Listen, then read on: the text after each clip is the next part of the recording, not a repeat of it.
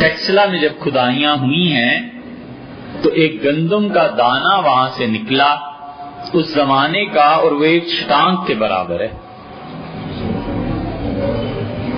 ایسی چیزیں ہوتی تھی.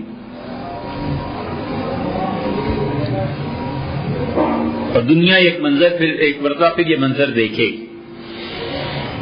حضور صلی اللہ علیہ وسلم نے فرمایا کہ لوگوں کے گناہوں کی وجہ سے آسمان نے جو اپنی برکتیں روک لی ہیں، جیسے مسیح علیہ السلام کے دور میں پھر واپس آئیں گی، اور تم دیکھو گے کہ ایک ایک انار اتنا بڑا درختوں پہ لگے گا کہ اس انار کو کاٹ کے لوگ چھتری بنائیں گے تو پورا خاندان اس کے سائے میں بیٹھ جائے گا.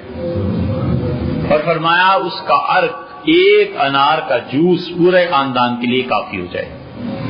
اس کا مطلب ہے کہ انار مدتوں بھی اس کی زندگی باقی ہے، رہے گا. کہ عیسیٰ علیہ السلام